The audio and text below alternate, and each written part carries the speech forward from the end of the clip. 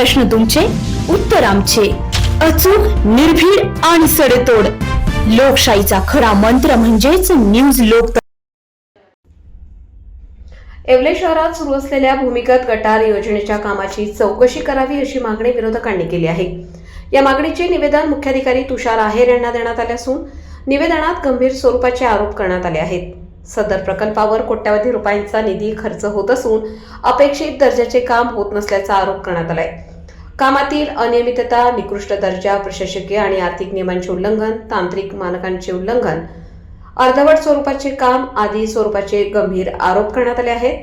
तसेच ठेकेदार यांच्या संदर्भात संशय व्यक्त करून त्या संबंधित कागदपत्रांची माहिती देखील मागितली आहे. यावेळी नगरपालिका वरात शिंदे सेनेचे शहर अध्यक्ष विशाल परदेशी, गटनेते गणेश शिंदे तसेच नगरसेवक उपस्थित होते. न्यूज लोकतंत्र 18 साठी हुसेन शेख, येवला. भुयारी गटार योजनेसंदर्भात आज आम्ही एकनाथ शिंदेसाहेब शिवसेना शिंदेसाहेब गट व राष्ट्रवादी शरदचंद्रजी पवार गट आम्ही शिवसाहेब व अध्यक्ष साहेब राजू उलवणारे यांना निवेदन दिलं की जे गावात भुयारी गटार योजनेचं जे काम चालू आहे ते अतिशय निकृष्ट दर्जाचं चालू आहे. त्यात जे पाईप वापरण्यात येत आहे ते अतिशय छोटे छोटे वापरण्यात येत आहे. त्यानंतर जे खड्डे खंदून ठेवलेले आहेत ते कित्येक दिवसापासून ते खड्डे खंदून ठेवलेले आहेत.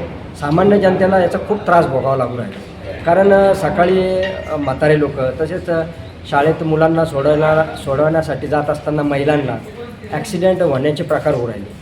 तर याची तात्काळ त्यांनी नोंद घ्यावी आणि जर या संबंधित जर तात्काळ विचार झाला नाही तर आम्ही दोन्ही पक्ष जे नगरविकास मंत्री व राज्याचे उपमुख्यमंत्री एकनाथ शिंदे साहेबांकडे आम्ही याची तक्रार नोंदवणार. तरी आमचं नगरपालिकेला सांगणं आहे की याची तात्काळ त्यांनी नोंद घ्यावी व कामात सुधारणा करून जे खड्डे खणलेले आहेत ते त्वरित दुरुस्त करून जनतेच्या समस्या त्वरित सोडवण्यात यावं ही नम्र विनंती आम्ही त्यांना आज केली.